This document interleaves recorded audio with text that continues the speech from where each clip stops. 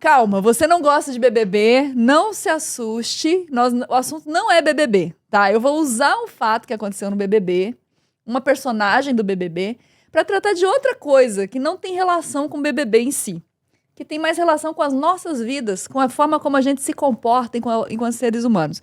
Esse aqui vai ser um quadro, provavelmente, que vai flopar, mas que eu estou sentindo necessidade de conversar e vocês vão me ouvir.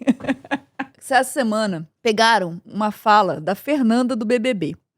A Fernanda, gente, é uma das confinadas. Ela é uma mãe atípica, né? Ela tem uma criança que que tá no espectro autista. O filho dela mais velho tá no espectro autista. Ela tem mais uma filha. E ela tá confinada no BBB, lutando lá com outras 10 pessoas pelo prêmio, né? Porque ela fala que ela precisa desse prêmio para dar um futuro para os filhos. Ela não é só uma mãe atípica, ela é uma mãe que foi abandonada pelo pai do primeiro filho e que me parece dá todos os sinais de não ter um suporte muito grande por parte... Não tem uma rede de apoio, não tem uma comunidade.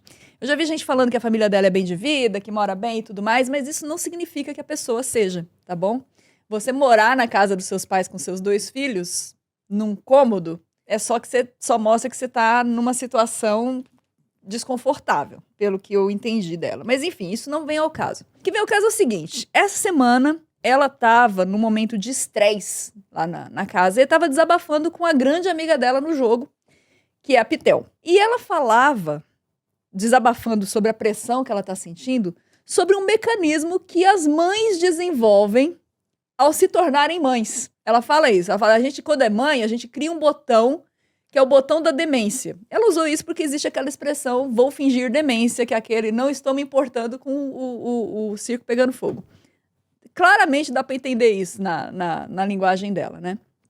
Aí ela fala assim, que uma mãe tem um mecanismo de ver o circo pegando fogo, sentir muito a pressão, a raiva do momento, mas, e aí ela descreve isso que foi o problema, ela descreve a tensão com cores pesadas, entendeu? Ela fala assim, às vezes as crianças estão lá brigando, aquela zona, aquela bagunça, aquele não sei o que, você tem vontade de defenestrar um filho seu, mas aí esse mecanismo é acionado e você não faz isso. Beleza. O problema é que a internet, a rede social e as pessoas, elas estão numa vibe, então vamos destruir tudo que a gente não gosta ou com o que a gente não concorda, que pegaram o trecho dela e viralizaram isso, a fala de que ela queria defenestrar os filhos dela pela janela, que era claramente um recurso para mostrar o quão grave era a cena na qual ela ligava esse mecanismo da abstração, digamos assim. Gente, isso correu a internet e só aparecia isso para mim. Como eu achei muito bizarro aquilo, eu falei, eu vou lá ver toda a fala dela, né? E eu entendi plenamente, na hora que você senta e você escuta toda a fala dela, você entende claramente que ela não estava falando que ela tinha vontade de defenestrar os filhos dela. Ela estava falando sobre o mecanismo que ela tem que a impede de defenestrar os filhos dela. Gente, eu não sei se isso é novidade para uma galera, mas todas as mães com quem eu converso falam a mesma coisa. Nem todas falam que querem defenestrar os filhos, mas todas falam que quando você tem a maternidade, quando você tem um filho, vem com isso essa capacidade de tornar as coisas, a bagunça, aquilo, menos relevante que o filho. E você priorizar o filho. É basicamente isso que a Fernanda estava falando. Só que viralizaram uma fala completamente de uma forma muito maldosa com relação a ela. E ela sofreu um hate violento. Um hate nunca visto. Não, deixa eu explicar, que eu acho que você deixou uns trecos pra lá, que é um detalhe importante quando você me contou a história. Que ela é uma mãe solteira. Sim. Tá? Que ela teve primeiro um filho com relacionamento. Mas isso eu acabei de escrever. Não, mas eu vou chegar lá, calma. Tá. Que é o filho que tá dentro do espectro autista e o marido abandonou. E tem uma frase dela que você falou pra mim, que ela tem que fazer pelo menos um bolo por semana. Eu vi isso. Pra garantir que ela vai fechar as contas dela e das crianças completamente. Então a gente tá falando, tipo assim, imagina, desse nível de estresse, né? E assim, eu não consigo imaginar o que é a vida dela, porque ela não tem um emprego, ela não tem um salário garantido. Ela tem 2 crianças pra cuidar e uma instabilidade financeira. Ela não sabe se ela vai fechar um bolo ou não vai. Entendeu? Ela não sabe se ela vai ter renda ou não vai. Então, é um nível de estresse que você precisa considerar. Mas eu não estava nem falando disso, eu estava falando do fato que pegaram a frase da mulher, tiraram do contexto e usaram isso para atacá-la. E pintaram essa mulher na rede social. Ela nem viu ainda, que ela tá lá isolada no BBB. Mas pintaram ela com uma crueldade, como se ela fosse uma facínora, basicamente. Cara, ninguém sentou com um pouquinho de solidariedade, com um olhar de... Ninguém, não tô falando ninguém no sentido hiperbólico, claro. Vai lá, Luana. Eu tô falando, eu tenho que explicar. Por quê? O que viralizou e o que chegou na maioria das pessoas foi um recorte bizarro, caricato, e pouquíssimas pessoas eu vi, tirando a torcida dela, a galera que tinha alguma afinidade, sentar e falar, não, gente, peraí, não é isso que ela tá falando. O fio condutor da conversa dela não é esse. Tanto é que chegou na Xuxa, o vídeo, eu tenho certeza que foi um vídeo caricato, porque a gente conhece a Xuxa. Não somos íntimos da Xuxa, mas a gente teve um contato com ela, entendeu? Ela chamou a gente pra casa dela, a gente teve um contato com ela. E, gente, a Xuxa é uma mulher que eu tiro o chapéu pra ela. Ela é generosa, ela é empática, ela é super acessível. É outra que sofre com essa demonização que a galera faz das pessoas. A galera muitas vezes demoniza a Xuxa. E ela não é essa pessoa, ela é uma pessoa muito acessível, muito de boa. Mas eu tenho certeza que a Xuxa viu esse recorte demonizando a Fernanda. E se você fica só nesse recorte demonizando a Fernanda, você vai sentir raiva da Fernanda, porque afinal de contas, quem gosta de pessoas que defenestram crianças? Mas não foi isso que ela falou. Nós estamos num mundo tão louco que uma pessoa que é generosa, que a gente conhece como a Xuxa, se deixou levar pelo primeiro impacto do vídeo e ela ficou tão indignada, porque é aquilo que era o propósito do recorte feito por gente maldosa, que ela foi lá e ela se posicionou contra a Fernanda.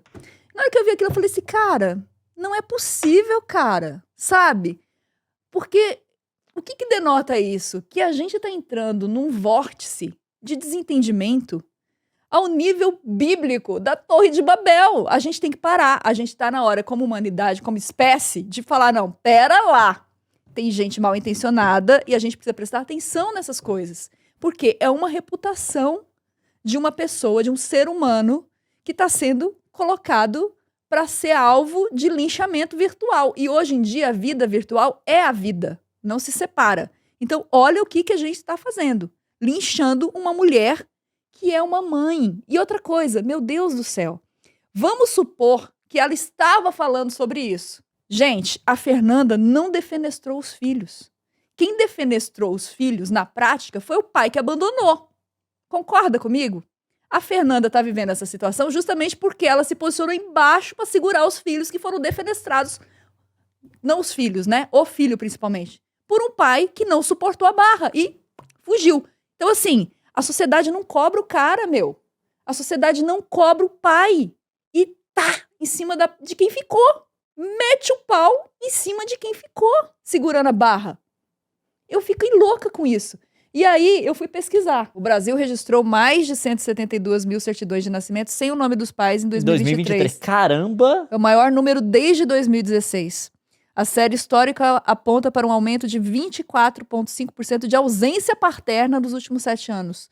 E ninguém fala disso, cara. Ninguém fala disso. Então, assim, é um auê na internet para tirar uma frase de contexto, para queimar uma pessoa que tá vulnerável e estava se expondo, inclusive estava num momento de vulnerabilidade, confessando para a amiga dela, e ninguém cobra quem traz as pessoas para essa situação de extremo. Então, assim, eu não tô lacrando não, tá, gente? Eu não tô com papo de lacrar, mas eu queria chamar a atenção para que a gente fizesse umas perguntas mais efetivas, sabe? É muito pesado para a mulher. Sabe outro dado que eu pesquisei? Dados da Sociedade Brasileira de Mastologia. Mastologia é a disciplina da medicina que trata dos seios, né, da mama. Então tem um dado lá ligado à oncologia que mostra que em 2023, tá? Isso é de agora. De 10 mulheres que tiveram câncer, 7 foram abandonadas pelo parceiro.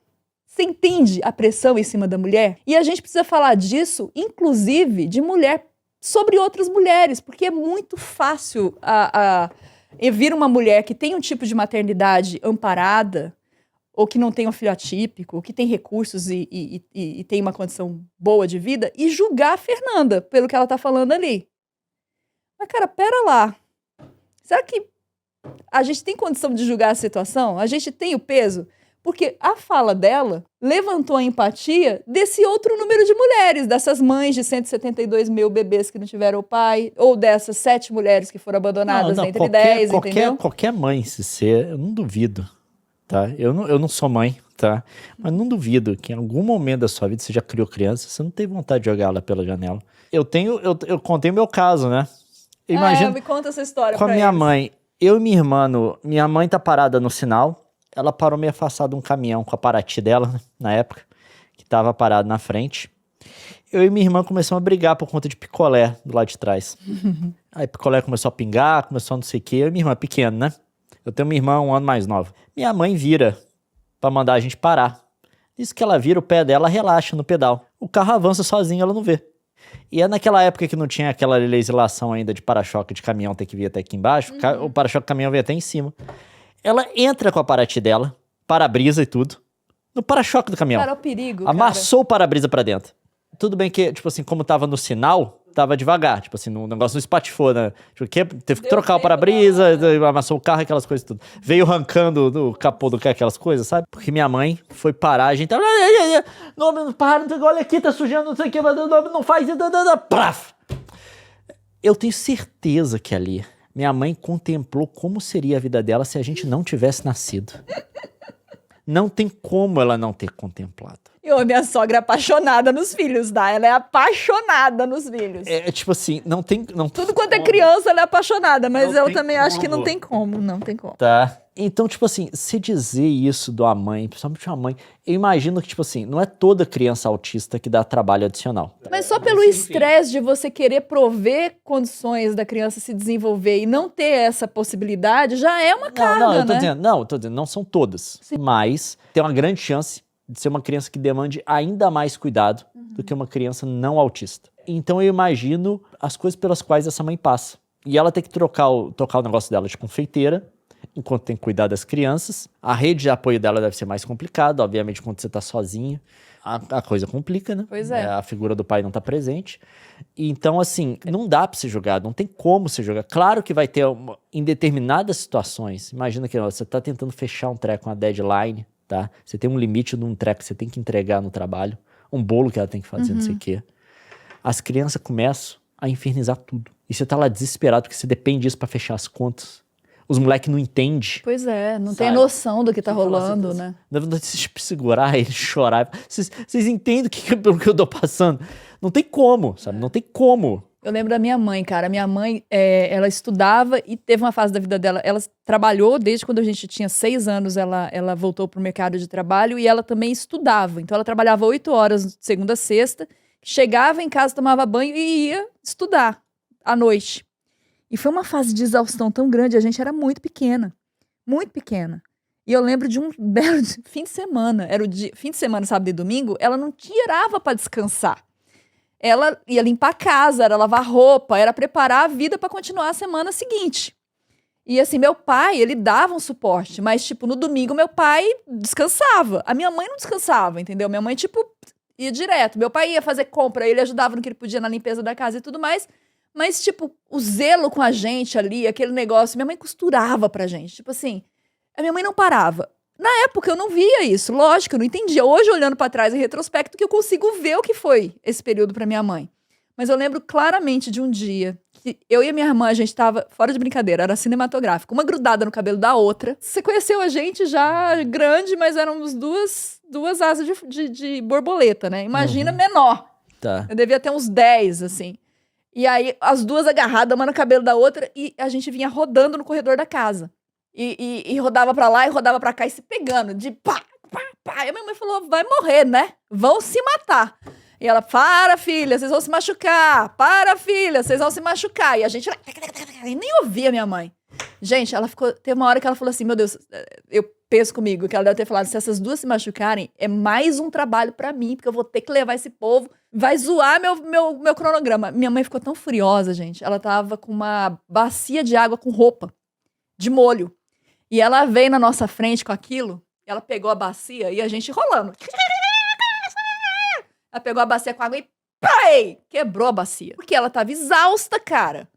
E a gente não tava colaborando, e a gente não tinha nem condição de colaborar, porque não sabia o que tava acontecendo. E a minha mãe ficou super culpada depois por causa disso, né? Minha mãe, gente, é a pessoa mais doce, serena, elegante que já passou no planeta Terra. A minha mãe não altera a voz. A minha mãe, não é? É, a mãe Minha dela. mãe é tipo assim, é uma lady, cara. Mas chegou no ponto da minha mãe perder a paciência. Toda mãe passa por isso. Se não passar, é porque não tá ligando, entendeu? E vai ter um momento ou outro que o mecanismo... Claro que esse não foi o único momento que a minha mãe passou, entendeu? Só que nesse o mecanismo de não se importar falhou. Por que eu tô trazendo esse assunto? Porque eu queria discutir isso. Primeira coisa, quando você vê uma coisa muito bizarra sobre alguém na internet, vai lá checar se é verdade. E pelo amor de Deus, não é porque você tem um ranço que você vai tomar toda bizarrice como fato. E assim, pra que você vai atacar uma pessoa que você não conhece a história, que você só... Porque ela rivaliza com seu favorito num reality show, sabe? Pelo amor de Deus, gente, você tá sendo... E isso a gente vem depois de uma discussão em que, há poucos meses atrás, tinha uma galera protestando contra sites de notícia desses de fofoca por conta de hate na internet, porque tem gente morrendo, porque tem gente que não suporta, porque tem gente que se mata. A pessoa não é porque ela suporta porque a notícia foi veiculada num site. Não, é por conta do influxo de gente que vai hatear ela pessoalmente. Você quer fazer parte disso? Você quer fazer parte dessa rede de ódio mesmo? É isso que você está escolhendo para sua vida? Ou você quer fazer parte de uma rede de acolhimento? Ou você quer fazer diferença? O que você quer para sua vida, entendeu? Eu tenho para mim que se eu não posso falar bem, eu não falo mal de pessoas, entendeu? Diferente de político, né, gente? Porque política, assim, a personalidade é a personalidade que vive com dinheiro público, ela tem que ser criticada de fato. A personalidade que às vezes é uma pessoa pública, mas não é uma pessoa que vive do dinheiro público, você precisa falar mal dela. Se ela não cometeu crime, se você só não vai com a cara. E esse é um aspecto, sabe, que eu fico pensando, porque a gente tá deixando o nosso mundo muito ruim. Cria uma atmosfera, um ambiente que não é saudável pra ninguém, cansa esse tipo de coisa, entendeu?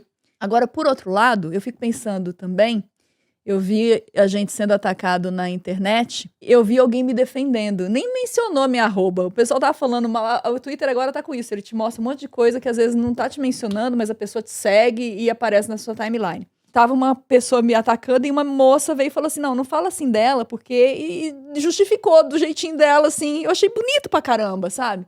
Eu tinha uma opinião antigamente que é assim, se você visse uma palavra de uma pessoa falando mal da outra, você não relacionar para aquilo não insuflar, para aquilo não engajar.